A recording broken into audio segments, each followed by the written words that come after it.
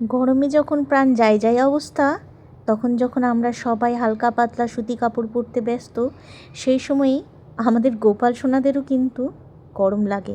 তাই ওদের জন্য হালকা সুতি কাপড় দিয়ে একটা জামা বানাবো, এটাই আজকে আপনাদের সাথে শেয়ার করব। নমস্কার, আমি তন্দ্রানী, আপনারা আছেন তন্দ্রানীস লাইফস্টাইলের একটা ছোট্ট মিনি ব্লগে। চলুন, প্রথমে তো বলেই দিলাম আজকের ব্লগটা কী নিয়ে হবে।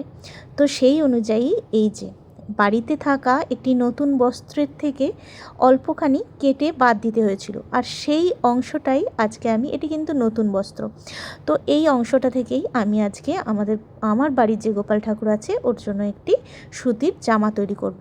এই গরমে যাতে আমরাও কমফোর্টেবল থাকি, আরামদায়ক পোশাক পরে সেরকম যাতে গোপাল ঠাকুরও থাকতে পারে, সেজন্য বানিয়েছি। তো আমার বাড়িতে মেশিন আছে, আর সেই মেশিন নিজে চালাতেও পারি। তো সেই হিসাবেই আমি হিসাব করে সমস্ত মাপ করে কেটে নিয়েছি।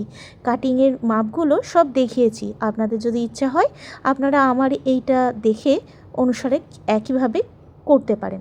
তো যাই হোক, এখানে আমি একদম সোজাসুজি মাপটা দেখিয়ে নেওয়ার পর, কাটিং করে নেওয়ার পর একটা সাদা সুন্দর লেস কিনে নিয়ে এসেছিলাম, লেস দিয়ে একটি জামা বানাবো বলে। তো লেসটা প্রথমে বসিয়ে নেওয়ার পর এরপর কিন্তু আমি কুচি করে নিয়েছি। আমি কিন্তু এর ভিতরে আর কোনো লাইলিন দিইনি, কারণ আমি চাইনি জামাটা খুব বেশি মোটা হোক, কারণ আমিও ভারীতে একদমই কোনো লাইলিন দেওয়া জামা কাপড় পরতে পছন্দ করি না। হালকা পাতলা, যত হালকা হবে জামা তত ভালো লাগে। বাইরে গেলে হয়তো পরি, কিন্তু যাই হোক, এখানে আমি এর ওপরের অংশটাতেও লেস বসিয়ে নিচ্ছি।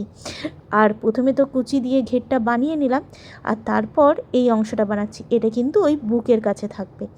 তারপর মাপ করে এর ওপর দুটো পটি কেটে রেখেছিলাম, একটা পটি হবে কোমরের বেল্ট, আর একটা পটি গলায় হবে। জামাটা একটু অন্যরকম হবে, যখন পরাবো তখন বুঝতে পারবেন। এখন আমি ওই গলার পটিটা জুড়ে নিচ্ছি।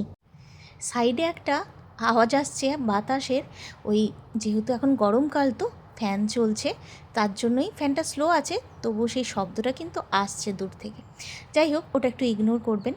যথারীতি আমি এই যে গলার অংশটা জুড়ে নেবার পর ওই যে ঘেরটা আগে বানিয়ে রেখেছিলাম তার মিডিল বরাবর একটা পয়েন্ট করে নিয়ে ওই গলার পটিটা কিন্তু ওর সঙ্গে অ্যাটাচ করে দিলাম।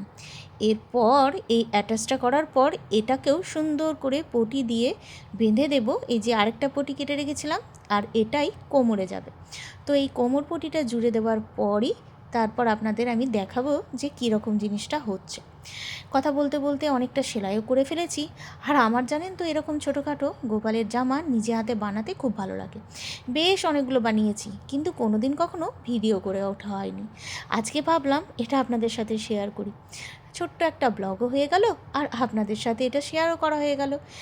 আমি জানি অনেকে হয়তো কম বেশি হাতেও করে বা অনেকে বানিয়েও থাকে, কিন্তু যদি কারোর এটা দেখে উপকার হয়, হয়তো আমার মতো যখন আমি আগে জানতাম না সেরকম যদি কেউ থাকে, তাহলে তার এই ভিডিওটি দেখে উপকার হবে। এই দেখুন, বলতে বলতে আমার কিন্তু গোপাল ঠাকুরের জামাটা বানানো হয়ে গেছে। আর এই যে গোপাল ঠাকুরকে ওপর থেকে নিচে নিয়ে এসেছি সন্ধেবেলা, আর এই যে দেখুন পরিয়েও নিয়েছি, সাইজ মতো ফিটিংস হয়েছে নাকি দেখবার জন্য। মাপটা ওই আন্দাজ করে নিয়েছিলাম, একটা কম বেশি মাপ ছিল জানা, কারণ আগে কয়েকটাই বানিয়েছি জামা, তো সেই হিসেবে বানিয়েছি। জামাটা কিন্তু পেছন দিক থেকে এসে সামনের দিকে আসবে, মানে এই যে দেখেছেন কাটিংটা কিন্তু সামনের দিকে আছে, তো এই সামনের দিকে আসবে।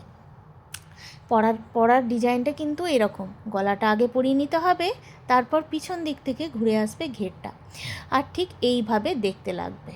আর এই যে আপনারা চাইলে আরও অন্যরকম বানাতে পারেন, লাইলিন দিয়ে মোটা বানাতে পারেন, ভালো ভালো ফেন্সি কাপড় দিয়েও বানাতে পারেন, সুন্দর লাগবে দেখতে। আমি তো এরকমই বানালাম যাতে আমার গোপাল ঠাকুর এই গরমের মধ্যে এই সুতি জামাটা পরে আরাম করে সুন্দর করে দুপুরটা কাটায়। যাই হোক, এই গ্রীষ্মের দিনে যত হালকা পাতলা সুতির জামা কাপড় পরা যায় ততই বেশি যেন আরাম হয়। ঠাকুরদেরও তো একটু আরামের প্রয়োজন আছে, বলুন।